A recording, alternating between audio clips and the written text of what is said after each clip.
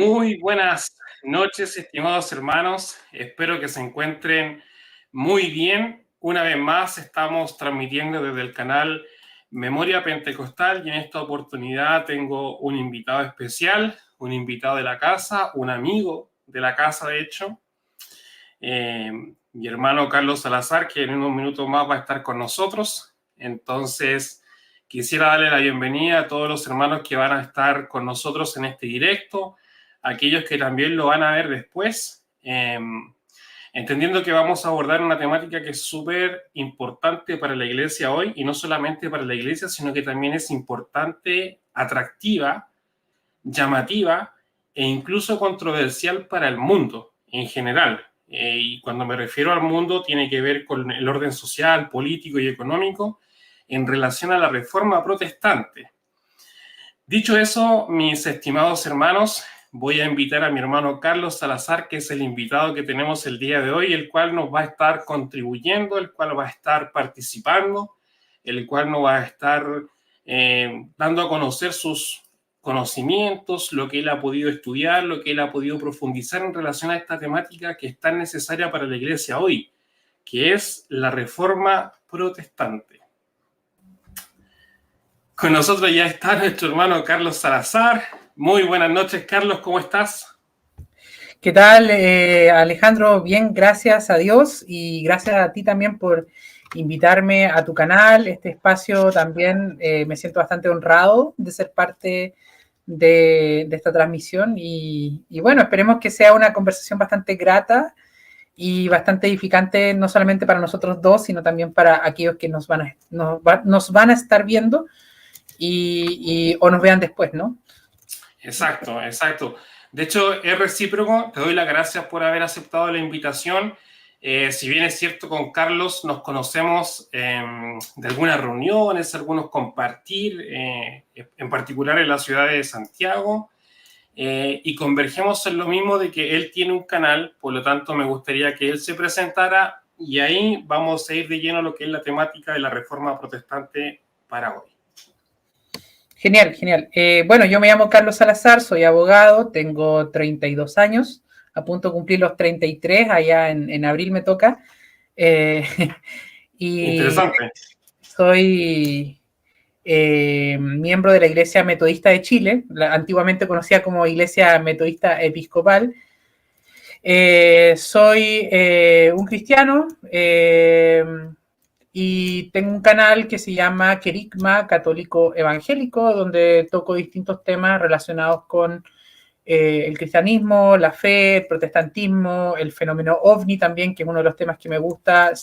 Veo temas de cine también, temas de literatura. Es una mezcla ahí un poco de distintas cosas, ¿no?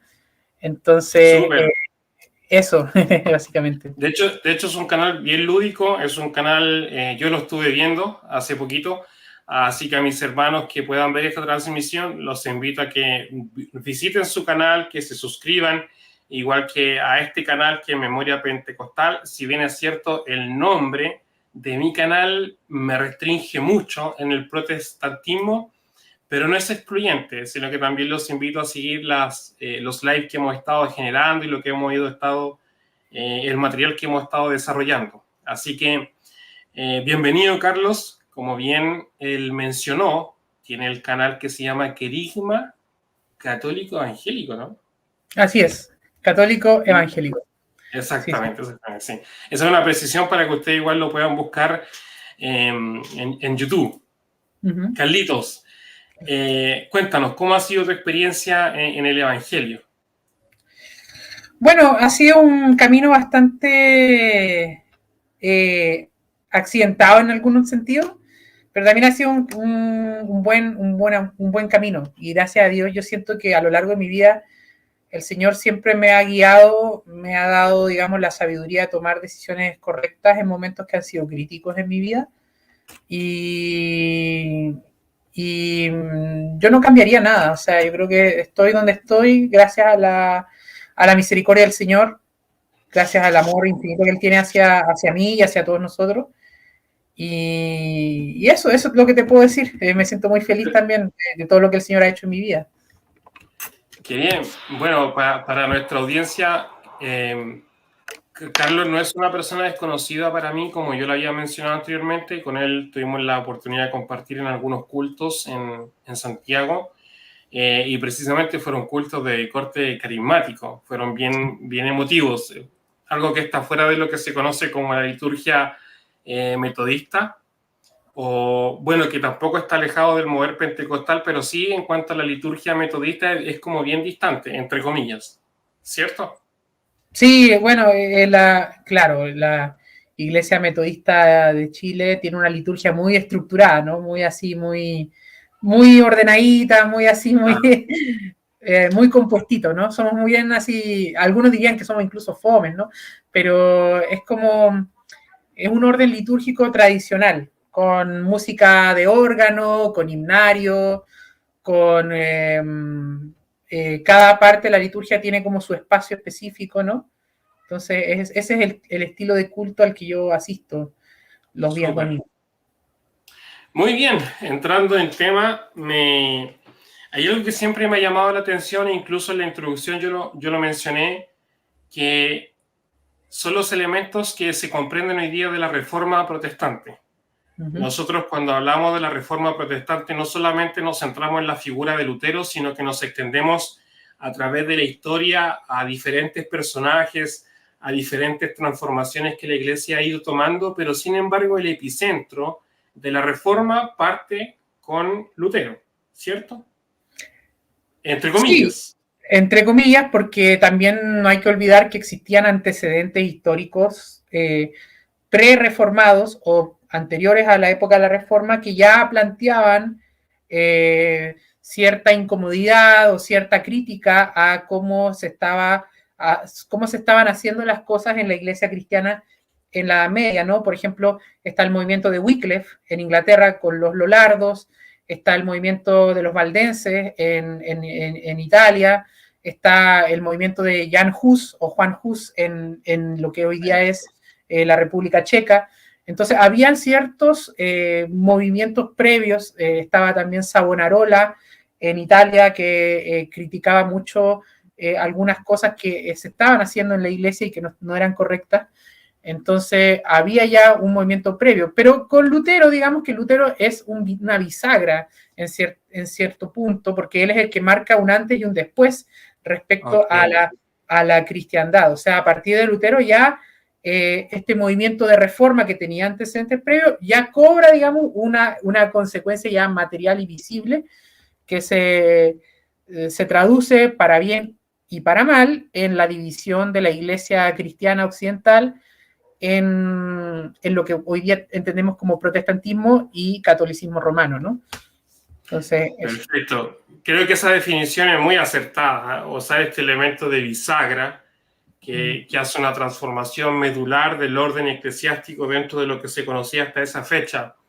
Si yo tomo ese elemento, quizás se puede aplicar y entender para la audiencia del corte pentecostal como la figura de William Seymour, que fue el catalizador del movimiento pentecostal y donde desde la calle Azusa extendió sus raíces y sus ramas y sus hojas y se fue propagando a nivel mundial. Si bien es cierto, el canal tiene una inclinación y de hecho está enfocado al tema pentecostal, no menor es considerar los elementos de la reforma, porque la reforma trajo una transformación y ahí es donde yo creo que tú me colabores en la visualización de esta transformación sociocultural que trajo la reforma. Claro. Bueno, hay que entender que Lutero nunca quiso dividir la iglesia. Él nunca quiso dividir la iglesia, él siempre quiso, Okay. él quería, de hecho la palabra reforma justamente quiere decir un cambio interno, o sea, reforma, cuando pensamos en reforma, queremos decir como arreglemos algo, pero no destruyamos. Entonces, la idea de reforma en Lutero era básicamente mejoremos la iglesia cristiana, la iglesia católica, de sus errores o de sus prácticas erróneas y purifiquémosla. ¿Y cómo la vamos a purificar? Entonces Lutero planteaba, bueno, hay una regla para la fe y la práctica que es indiscutiblemente infalible. Okay. Porque por un lado están los concilios, los escritos de los padres de la Iglesia, los decretos papales, los edictos, los escritos de los santos, etc. Pero hay una regla que, de acuerdo con esta visión de Lutero, y que también tiene que ver con una idea erasmiana, es decir, Erasmo de Rotterdam, que es contemporáneo a Lutero, y el ambiente humanista de esa época hablaba mucho de ir ad fontes, es decir, volvamos a las fuentes originales. De ahí que, por ejemplo, se rescató mucho de la filosofía griega y de la filosofía romana en la época del Renacimiento, porque se volvía a las fuentes del conocimiento. Entonces, ¿dónde están las fuentes, en este caso, de la cristiandad o del cristianismo? Precisamente en los escritos apostólicos que están contenidos en lo que nosotros conocemos como la Sagrada Escritura. Entonces Lutero dice, la Sagrada Escritura es la fuente infalible de la práctica y de la verdad. Las otras fuentes no las puedo considerar infalibles, porque se contradicen entre sí, porque no hay una armonía, etc.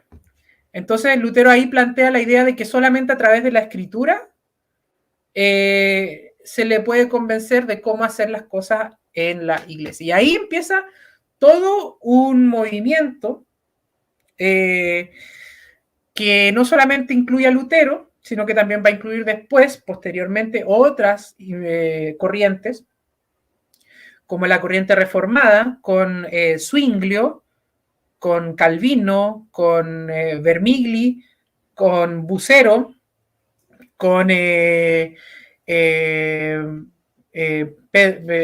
¿cómo se llama este otro? El Farrell, etcétera, ¿no? Y en Inglaterra va a haber una, podríamos llamarlo una tercera rama, que sería la reforma anglicana con Cranmer, y además, junto con ello, va a haber otro grupo que se llama la reforma radical, que son los anabaptistas. Los anabaptistas. Ellos van a tener también una evolución paralela y aparte de estos movimientos reformados magisteriales. Entonces los anabaptistas van a ser de un carácter más violento y más revolucionario al comienzo, pero después van a ir adoptando un carácter más pacifista y más tranquilo, ¿no? Más como de aislarse también un poco del mundo, ¿no? Entonces, ahí están las distintas corrientes que se empezaron a desarrollar a partir de la primera protesta que fue por Lutero. Ok. O sea, de cierta forma hubo una secuencia de reformas que se fueron dando a partir de la figura de Lutero, ¿cierto? Todo esto que tiene que ver con Wittenberg, es como que se desprende de él.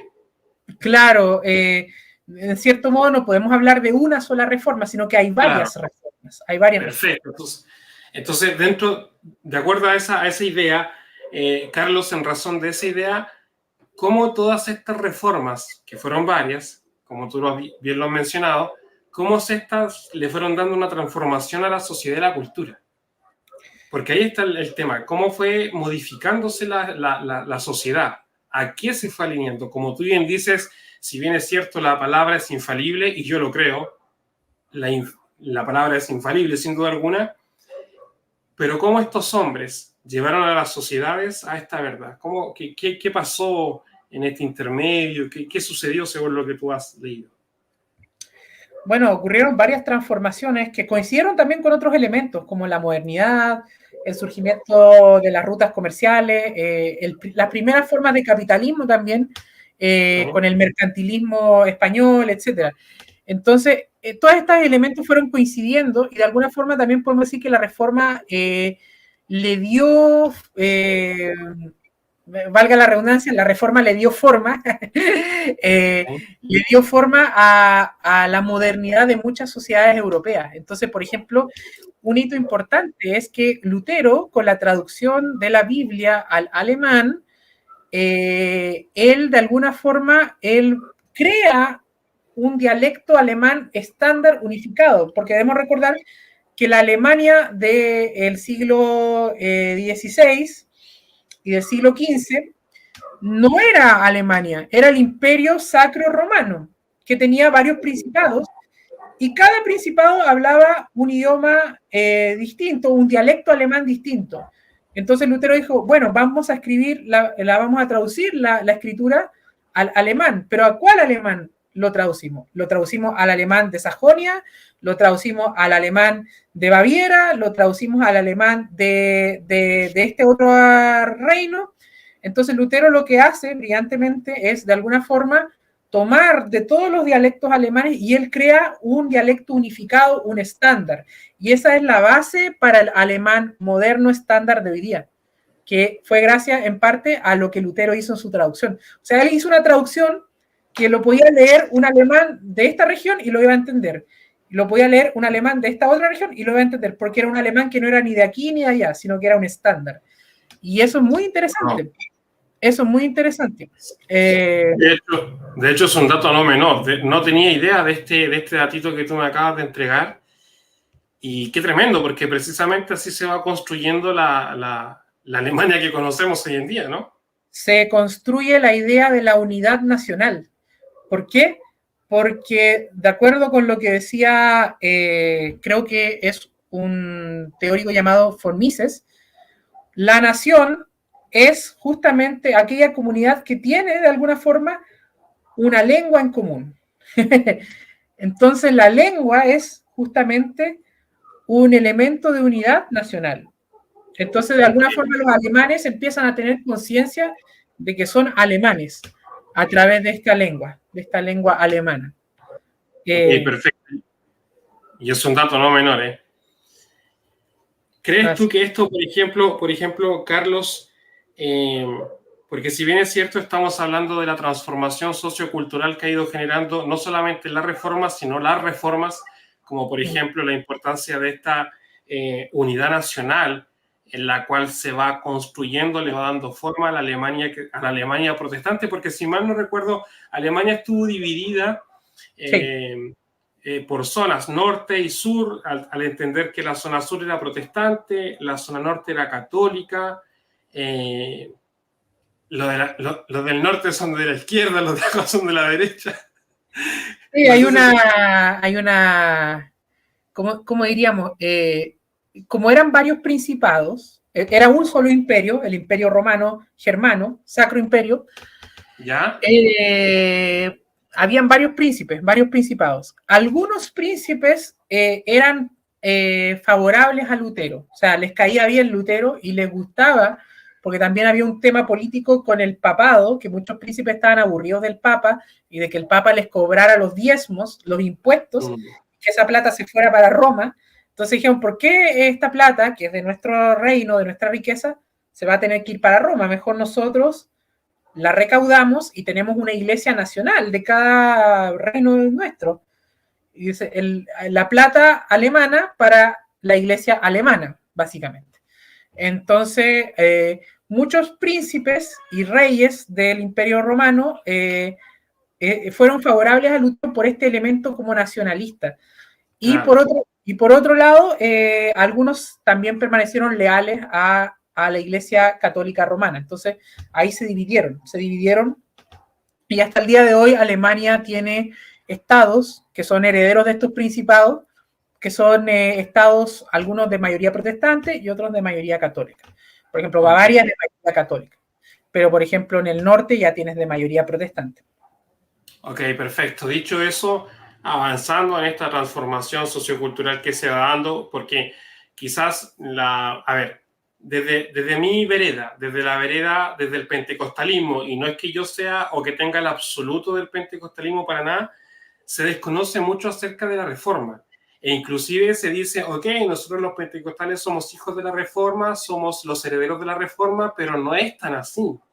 Porque las reformas trajeron consigo la institución de una liturgia, la institución de cánones, la institución de confesiones mayores, menores, y tú, por ejemplo, lo que ves en Chile no es eso. Sin embargo, me gustaría saber y conocer un poco más acerca de la época, en aquella época, cuál fue la transformación que trajo la reforma en la comunidad cristiana. Porque si bien es cierto, algunos siguieron la línea del catolicismo, y otros siguieron en la línea de lo protestante, ¿no? Así es. Sí, en la reforma, para bien, nuevamente, para bien y para mal, fue un gran divorcio de la cristiandad. O sea, se dividió la iglesia cristiana occidental, porque ya la oriental, la parte ortodoxa, la parte griega, ya se había dividido, pero la cristiandad occidental se dividió. Entonces,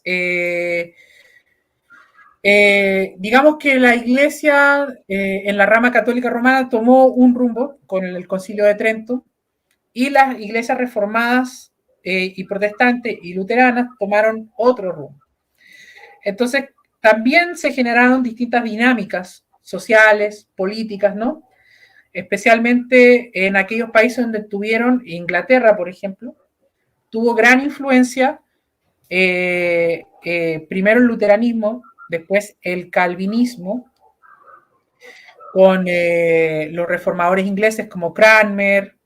Tuvieron después un retorno al catolicismo por un breve tiempo, no tan breve, pero tuvieron un periodo de retorno al catolicismo, después tuvieron un periodo puritano y después tuvieron un periodo reformado evangélico. Entonces, y hoy día tienen un periodo como de mezcla entre catolicismo y reformismo, ¿no? Entonces, pero importante que también en Inglaterra empezaron a surgir los movimientos bautistas, que vienen algunos de una rama puritana, del congregacionalismo puritano, y por otro lado también un movimiento bautista que viene de la rama anabaptista. Entonces ahí se confluyen, dependiendo de la teoría que uno crea del origen de los bautistas, pero los bautistas van de alguna forma a ser los no conformistas, es decir, ellos no se van a conformar con la iglesia establecida por el Estado, porque todas las reformas luterana, calvinista y anglicana, estaba la iglesia unida al Estado. Eso no lo debemos olvidar. O sea, la iglesia luterana es, hasta el día de hoy, una iglesia del Estado. La iglesia reformada suiza es una iglesia del Estado. La iglesia reformada escocesa es una iglesia del Estado. La iglesia anglicana es una iglesia del Estado.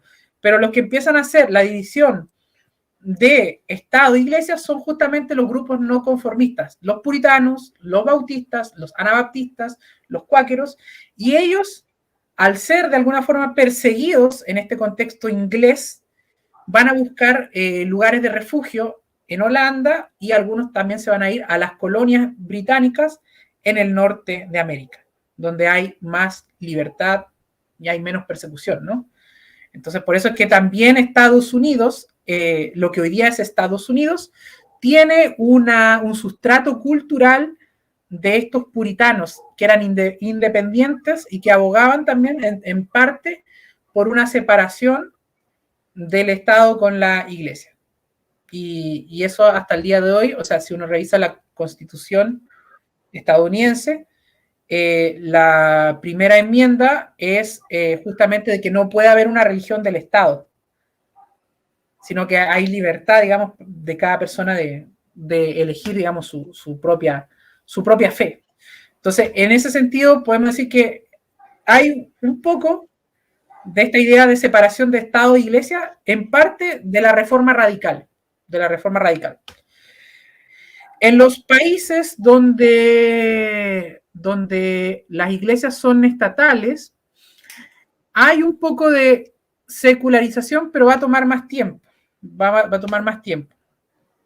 Entonces, como por ejemplo, cuando tú te refieres a ver, cuando tú te refieres a esta separación iglesia-estado, ¿eso qué implicaba? Implicaba que la iglesia se desarrollaba de forma autónoma por sobre el Estado, subordinada al Estado, en paralelo al Estado.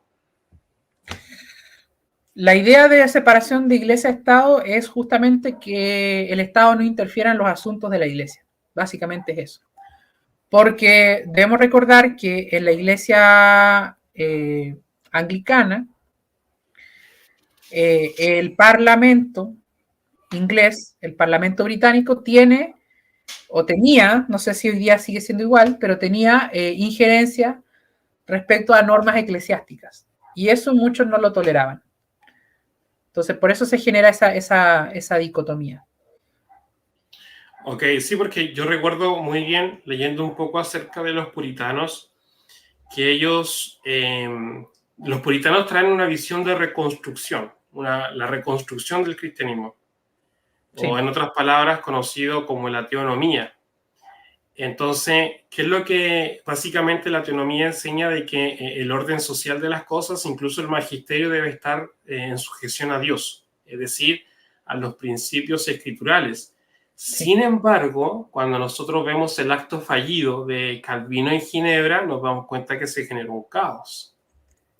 Entonces, ese, entre comillas, un caos por la forma de proceder, porque no podemos juzgar éticamente desde las bases éticas hoy el acontecer de Calvino en Ginebra, ni tampoco lo podemos justificar.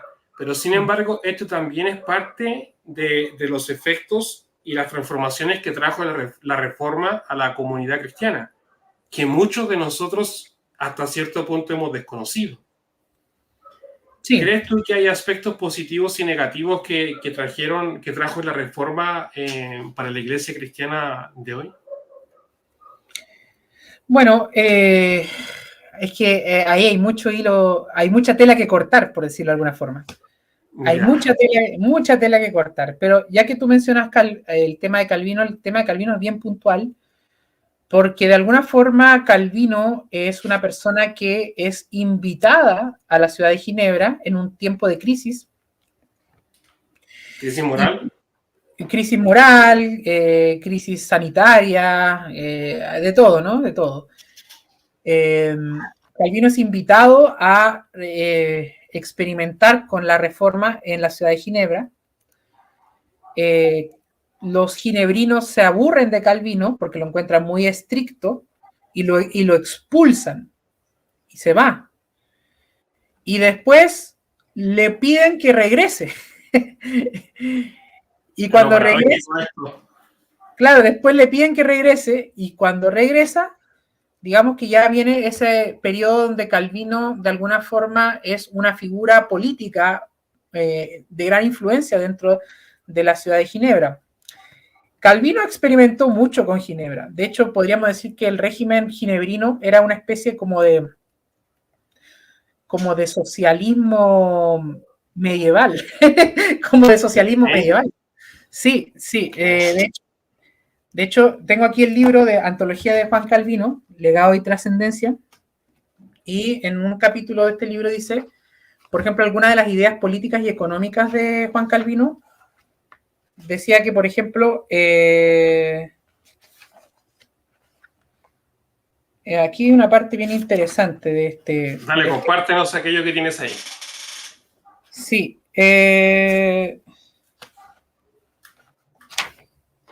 Aquí está, parece. Calvino tenía una visión bien interesante de la política. Decía, el gobierno civil, de acuerdo con Calvino, es la expresión era una expresión más de la beneficencia divina y un instrumento para el servicio al prójimo. La acción política, según Calvino, fue destinada por Dios para limitar las actividades de quienes explotarían a los más pobres y tomarían ventaja de los fáciles de engañar y beneficio de los más infortunados. Decía Calvino, un gobierno justo y bien regulado se distinguirá por mantener los derechos de los pobres y de los afligidos. Es raro que los ricos recurran a los magistrados para ayudar, excepto cuando ellos mismos son los caídos. Después, Calvino decía que el gobierno, en segundo lugar, estaba para regular los negocios y la industria y para lograr la distribución equitativa de los bienes terrenales, o sea, una redistribución de la riqueza, de acuerdo a la política de Calvino. El gobierno de Ginebra, frecuentemente bajo el aguijón de Calvino y a veces con su asistencia, estableció nuevas industrias para ayudar a absorber el enorme incremento de la fuerza de trabajo ocasionado por la llegada de refugiados. Los oficiales de gobierno tenían el derecho de imponer impuestos al pueblo para la necesidad pública, pero no podían despilfarrar tales ingresos o cobrar salarios muy altos para ellos mismos. En tercer lugar, el gobierno civil tenía la responsabilidad de ayudar a promover el bien de la iglesia y de proveerle con la libertad para llevar a cabo su tarea bajo el mandato de la palabra de Dios.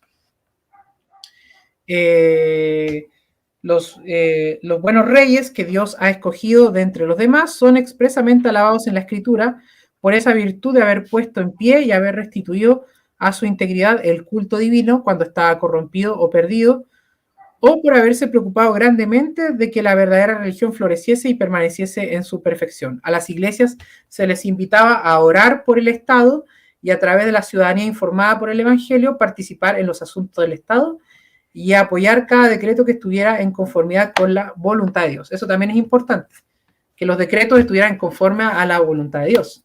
Porque Calvino también decía, como bien tú mencionaste, que hay que obedecer al magistrado en cuanto el magistrado está dentro de la voluntad de Dios. No contra la voluntad de Dios. No contra la voluntad de Dios. Sí. A diferencia de Lutero, que tenía quizás una visión mucho más extrema de obedecer al magistrado, ¿no? Entonces... De hecho, me llama la atención lo que acabas de leer, porque si bien es cierto, es más, cuando él utiliza la palabra redistribución, yo no sé si aplica en el mismo sentido de la economía actual, la redistribución de bienes o recursos. Hay que entender también que era una ciudad, no un país entero, era una ciudad de estado. Sí. Y también en el sentido también de la época medieval o post-medieval, no sé cómo. Sí, de hecho, época moderna. Sí, de hecho es interesante, Carlos, porque precisamente nosotros hemos ido avanzando de la transformación social y cultural, de aquella transformación que trajo, por ejemplo, dentro de la comunidad cristiana, lo que fue el gran divorcio, entre comillas, o separación, y nosotros podemos ver ahora en la figura de Calvino, no solamente de Calvino, sino que a nivel de Inglaterra, como referente en los puritanos, esta vinculación de lo político y lo religioso. No sé si tú te has dado cuenta que aquí en Chile las iglesias pentecostales le hacen el quite, pero desde una, no quiero decir ignorancia, sino que sí, de hecho es ignorancia, un desconocimiento total de lo importante que es la vida política para la iglesia. Entonces, por ejemplo, ¿cómo tú ves el tema laico? ¿Cómo ves hoy día la construcción de las sociedades en relación a esta separación Estado-Iglesia? ¿Cómo lo observas tú? ¿Cómo lo vivenciaron las reformas que hubieron? Bueno, hay que tener en cuenta que también la idea del Estado laico es una idea que surge de alguna forma con la Ilustración francesa, con la Revolución Francesa, y hay un concepto, digamos, un poco más hostil al fenómeno religioso desde el laicismo entendido a la manera francesa, ¿no? Es decir, para el laicismo francés, el Estado laico es aquel que, donde la expresión de la religión es exclusivamente del ámbito privado, es decir, la religión no puede expresarse en lo público, porque lo público debe ser arreligioso, sin expresión de religión. Eso es diferente al laicismo que existe en Chile, y te voy a explicar por qué. Porque los misioneros protestantes que llegaron a Chile se aliaron con los laicistas justamente para que este laicismo fuera una forma de separar el Estado de la Iglesia Católica Romana, de esta unión que había entre ambas cosas, sí. Y que se permitiera una libertad de todos los credos y que todos los credos pudieran manifestarse en libertad. Entonces, el concepto de laicismo a la chilena es distinto porque no busca anular o neutralizar la expresión pública de la religión, sino que busca la neutralidad del Estado frente a la pluralidad de credos, la pluralidad de religiones, la pluralidad de cosmovisiones, pero entendiendo de que cada una de estas religiones o cada uno de estos credos puede aportar, digamos, en el espacio público al bienestar del país. Entonces, esa es la diferencia entre el laicismo a la francesa y el laicismo chileno, que de hecho el laicismo chileno es en parte producto también de la lucha política que llevaron a cabo los misioneros protestantes, las logias masónicas y los partidos liberal y radical durante el siglo XIX. Ok. Por ejemplo, esta lucha política de partidos que existieron en nuestro país, yo sé que puede ser un tema que nos puede alejar un poquito de la reforma, pero creo que es necesario, porque si bien es cierto, el movimiento pentecostal que emerge y que se desprende de lo que es, por ejemplo, iglesias del corte wesleyano, por ejemplo, de la iglesia metodista episcopal, la iglesia metodista episcopal que emana de la iglesia anglicana, si bien es cierto, traen una visión de lo político en el contexto religioso. ¿Qué crees tú en relación a eso? ¿Qué crees tú que le falta a la iglesia contemporánea por comprender en el sentido político? Que sean disimulados, de nuevo. Es una pregunta muy compleja porque yo creo que eso nos incluye a todos nosotros, de alguna forma. Sin duda alguna. O sea, todos nosotros tenemos que hacer un mea culpa, todos nosotros tenemos que hacer una revisión de nuestra conciencia. Pero yo creo que lo que falta, de cierta forma, es que la iglesia cristiana no puede adoptar o no puede abanderizarse con las ideologías de la modernidad. Llámese liberalismo, llámese socialismo, llámese conservadurismo, llámese fascismo, nacionalismo. La iglesia cristiana no puede abanderizarse con ninguna de estas ideologías porque la iglesia cristiana tiene su propio proyecto político único, Exacto. que es el reino de Dios. Exacto. El reino de Dios. Y el reino de Dios es trascendente a las ideologías de la modernidad. Entonces, la corriente que hoy día es no ideológica, en el sentido de ideologías modernas, que yo creo que la iglesia cristiana debería estudiar o debería considerar, son las variantes con cierto filtro, obviamente, con cierta cautela, social cristiana y la idea del calvinismo, del neocalvinismo de Abraham Kuyper. Okay. Porque el neocalvinismo de Abraham Kuyper establece la idea de la soberanía de las esferas. Es decir, que cada esfera, cada aspecto de la vida humana, cada aspecto de la sociedad, está directamente bajo la soberanía del Señor. Entonces, el Señor es el Señor de la política, el Señor es el Señor de la ciencia, el Señor es el Señor de la cultura, el Señor es el Señor de la economía, el Señor es el Señor de la educación. Entonces, en ese sentido, eso es lo que nosotros tenemos que tener presente. ¿Eso puede traducirse en una teonomía? Yo creo que no necesariamente, pero sí, podría ser. Podría ser. Interesante acotación, ¿eh? Vaya dato no menor, porque la verdad es que viéndolo desde ese enfoque, por ejemplo, aproximándonos al movimiento neopentecostal y carismático, yo te voy a comentar un poquito.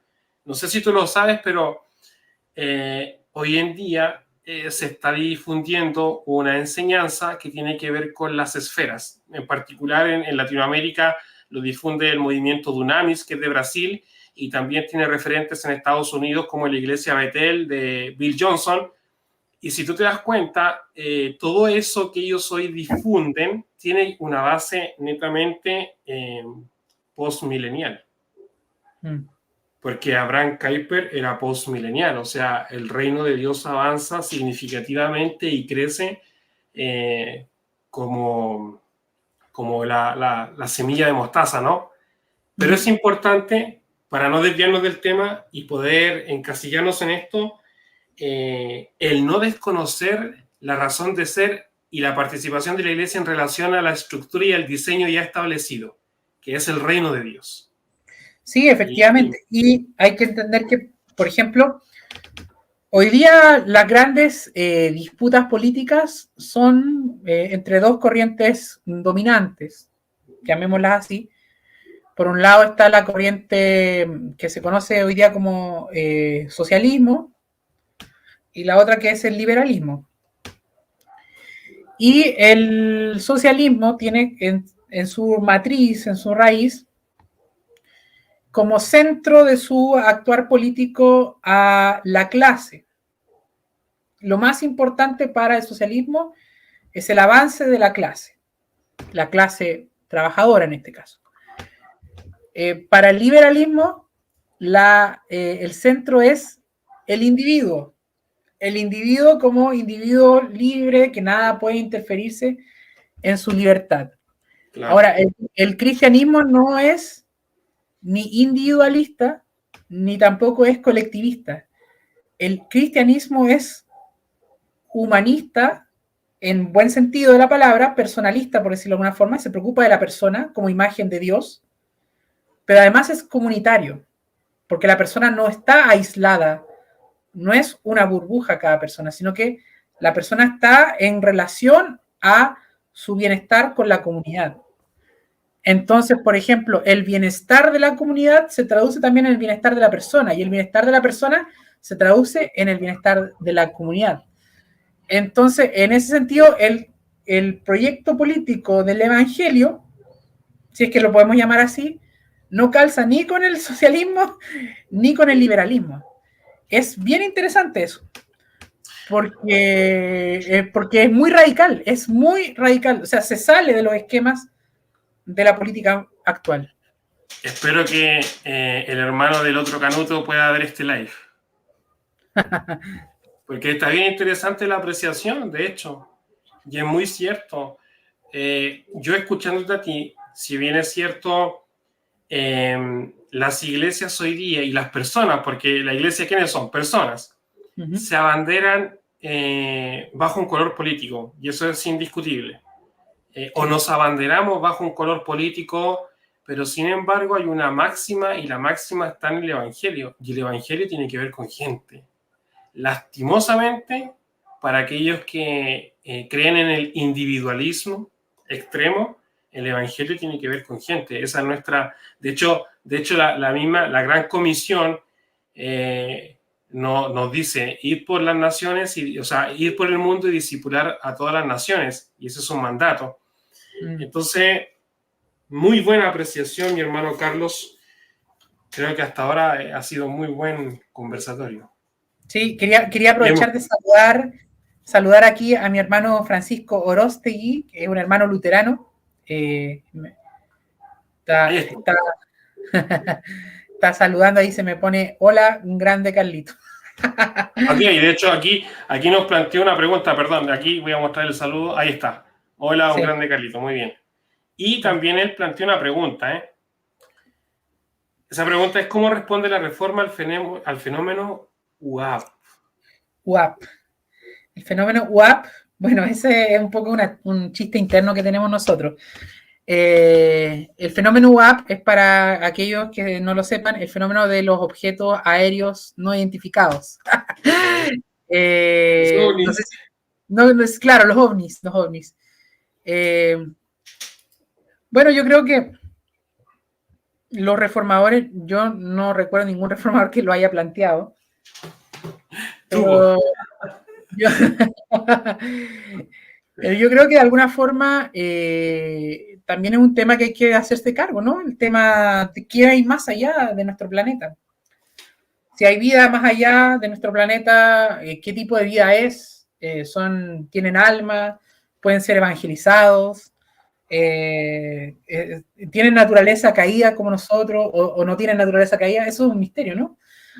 Hay que tener una mente abierta en ese sentido también. Pero claro, es un tema que hoy día es cada vez más relevante. Yo creo en esa mente abierta, la verdad, porque si no se hubiese dado en algún visionario en la época pasada, jamás se hubiera descubierto América del Sur o América. Claro. Entendiendo de que se exploraron, habían otras motivaciones de fondo, pero se llegó a algo, ¿cierto? Muy bien. Dicho eso, estimado, me gustaría conocer un poquito, y aprovechando la instancia, ¿cuál fue el legado de Lutero en la iglesia hoy en día? Es decir, a través de la reforma, ¿cuál fue la herencia que Lutero le pudo heredar a la iglesia protestante? Pues sabemos que existe una iglesia luterana. Sí, sí. Bueno, eso es bien interesante porque hoy día los luteranos no se consideran protestantes. Los luteranos confesionales Son santos. ¿Okay? no son protestantes. Ellos, o sea, son protestantes en un sentido, pero no se consideran reformados. Ellos son una cosa aparte de los reformados. La iglesia luterana siempre ha dicho que ellos siguen más al luteranismo que a Lutero. ¿Y cómo es eso? Lutero escribió muchas cosas que de repente incluso fueron polémicas. Por ejemplo, Lutero en varias ocasiones dijo que él estaría en contra de incluir en la Biblia el libro de Santiago. Ese libro de Santiago habría que sacarlo, dijo. O varias veces dijo que, bueno, dijo un montón de cosas bien polémicas. Y gracias a Dios los luteranos no siguieron a Lutero en esas cosas, ¿no? Claro, los luteranos, ellos tienen un estándar confesional que es el libro de Concordia. Y el libro de Concordia son la confesión de Augsburgo, los artículos de Smalcalda y el catecismo mayor y menor de Lutero. Para ellos, esa es la doctrina correcta. Es decir, esa es la correcta interpretación de la Biblia. Y no hay otra. Entonces, ese es el luteranismo. Los luteranos dicen que ellos son, o sea, que la iglesia luterana es la iglesia católica y apostólica. Una santa católica y apostólica. Esa es la idea del luteranismo confesional. Entonces, para ellos, los reformados y todo lo que vino después de los reformados no son, de alguna forma, no son parte de la reforma de ellos. No son parte de la reforma luterana. Nos consideran... O sea, no son... Sí, no, dime. O sea, no estamos en la verdad. O sea, claro, puede que seamos hermanos, pero no estamos como están ellos al 100% o que tienen la interpretación correcta, ¿no? Claro, somos hermanos de ellos, pero tenemos errores, básicamente. Ok. Entonces, muy bien. Sí, esa es Y bueno, el legado de Lutero es para todos, para los luteranos, para los anglicanos, para los reformados continentales, de alguna forma igual, Lutero fue, como te dije al comienzo, es la bisagra, es quien abre de alguna forma la puerta para que inicie este movimiento de alguna forma de reformar la iglesia, claro, de darle una nueva cara a la iglesia. Entonces, por eso que también los reformados tienen en consideración a Lutero, los anglicanos tienen en consideración a Lutero. De hecho, los primeros anglicanos eran luteranos, no eran calvinistas, eran luteranos. Y obviamente también dentro de mi propio movimiento, el movimiento metodista, hay también una consideración grande a Lutero. De hecho, Wesley relata que su experiencia de conversión fue escuchando un comentario de Lutero.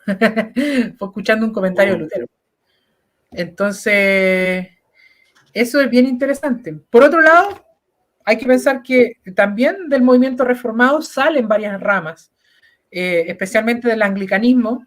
La iglesia anglicana da origen a la iglesia metodista, porque Wesley, que era un pastor anglicano, era un sacerdote anglicano, empieza este movimiento de revitalización y de predicación evangélica en las calles, y a la jerarquía anglicana esto no le gusta, y a él como que poco menos que le prohíben predicar en las iglesias, lo echan, en la De hecho, práctica lo lo expulsaron.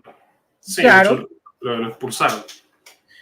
y eso le da origen ya al movimiento metodista, que termina siendo una iglesia aparte, la iglesia metodista.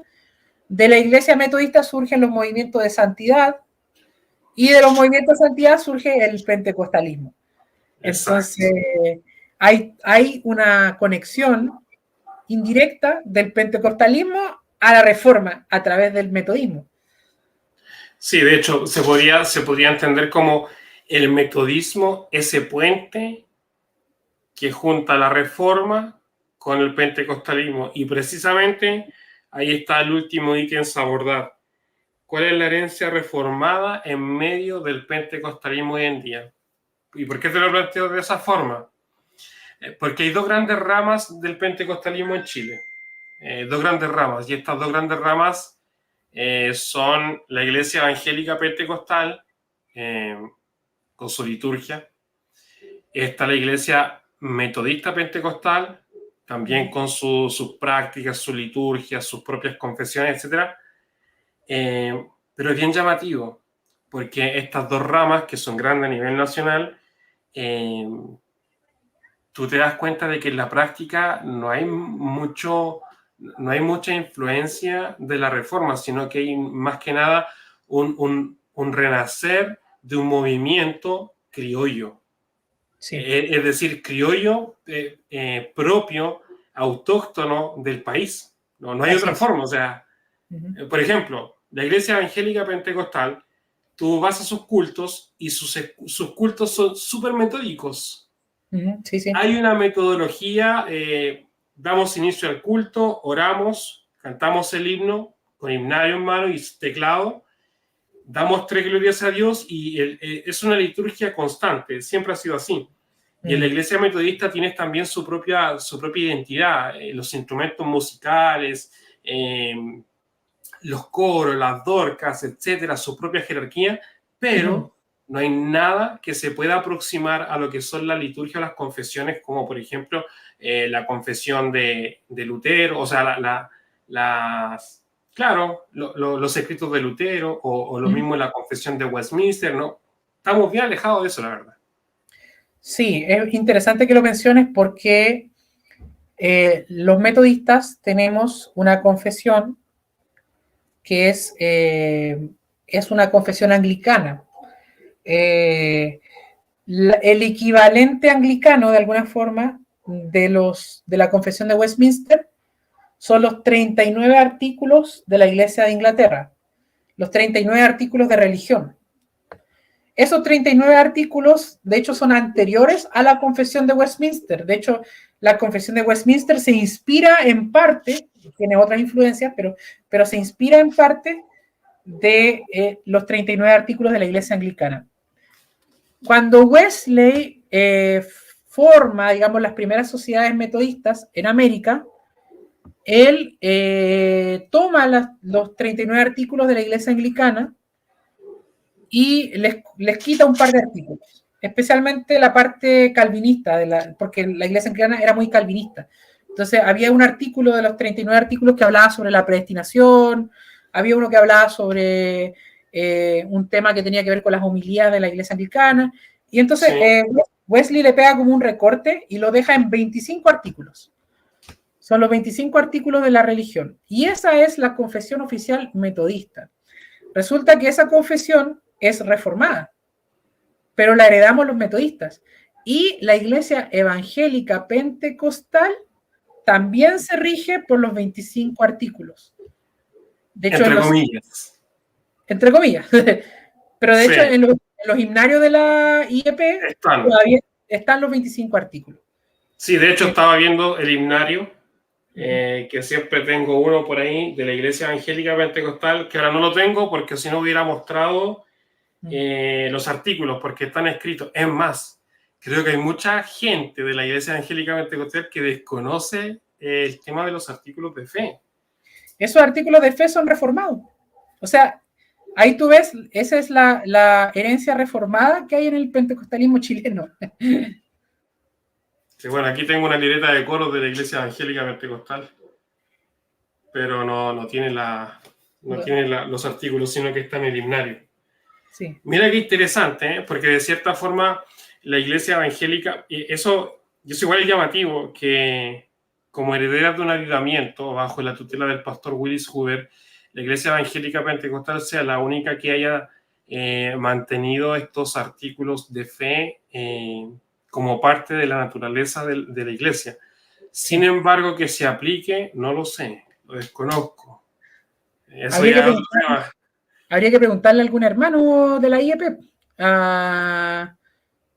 ¿cómo se llama? Manuel Alveal, que ahora está sí, él está en la IEP actualmente, así que... A ver, yo milité, Carlos, yo milité en la Iglesia Evangélica Pentecostal. Mi familia, yo vendría a ser la tercera generación, y que yo recuerde hasta el año, no me acuerdo cuándo salí, pero que yo recuerde nunca se me hizo mención de la confesión de fe, o de los artículos de fe que estaban ahí, hasta ahora que lo supe de mayor. Pero es importante destacarlo. Dicho eso, mi estimado, si cerca ya de 1 hora de live, ha sido un muy buen conversatorio. Creo que tuvimos la participación de un saludo en particular y una pregunta. Así que, mi hermano Carlos, nada más que preguntar. No sé si quieres acotar algo para finalizar, algún punto que te quede en mente, para ir cerrando ya este live. Bueno, yo creo que la reforma hay que estudiarla bien, como un periodo bastante complejo. Tiene bastantes aristas. No todo lo que ocurrió en la reforma fue bueno. Hubo muchas cosas malas, como en todo proceso social y político, porque también fue un proceso político. Hubo gente que murió, hubo sangre. Hubo sangre y fuego. Exactamente. Pero hay que estudiarla, hay que entenderla y hay que también valorarla dentro de su dimensión, ¿no? Y también hay que entender nosotros como evangélicos, como cristianos protestantes, que hay una historia, hay un legado histórico. Independientemente de que uno sea pentecostal o bautista, igual uno, si revisa la historia, hay una línea, hay una sucesión de alguna forma. Y eso también nos ayuda a entender nuestras raíces y nos ayuda a entender quiénes somos hoy en día, de dónde venimos, por qué hacemos esto, por qué en nuestra iglesia se practican las cosas de esta forma. Todas esas cosas yo invito a que lo estudiemos, que no olvidemos también esa parte, sin idealizarlo ni idolatrarlo, pero teniéndolo en cuenta. Y también entender de que a la larga también la historia no termina con la reforma, sino que la historia sigue avanzando hasta nuestros días. Y así como hubo grandes reformadores en su época, hoy día pueden haber grandes avivadores de la iglesia. Hoy día pueden haber otros temas que se puedan discutir dentro de la iglesia, ¿no? Ya no... hay temas que hoy día parece ser que muchos hermanos quedaron pegados en el siglo XVI y siguen discutiendo de si es predestinación condicional o si es predestinación incondicional, si es, ¿cómo se llama?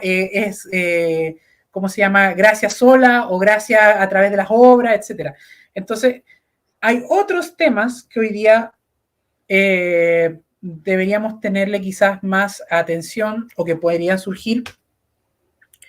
Y lo importante es que siempre tengamos a Cristo como nuestro centro, porque nosotros no fuimos salvados por Lutero. Lutero no murió en la cruz. Calvino no murió en la cruz por nosotros. Wesley no murió en la cruz por nosotros. Nosotros somos cristianos porque Cristo es nuestro centro. Entonces, mientras más cristocéntricos seamos, incluso más unidad vamos a tener entre nosotros, independientemente de si fulano es metodista, fulano es presbiteriano, fulano es bautista, independientemente de eso, incluso con los hermanos católicos, también podemos tener unidad en algunas cosas, porque al final nuestro centro es Cristo. Nuestro Exacto. centro. Muy buena acotación, de hecho nos llevas hacia la reflexión y hacia esta unidad en Cristo que es súper importante y necesaria. Y bien, mis hermanos, para todos aquellos que nos acompañaron, los que nos van a acompañar en este video, esta transmisión después de una vez finalizada, les damos las gracias. Y muchas gracias, Carlos, por haber participado y haber aceptado mi invitación. Espero que Dios te siga bendiciendo, siga prosperando tu canal en todo. Y nos vemos en una nueva oportunidad. Muy buenas noches. Un abrazo, Dios les bendiga.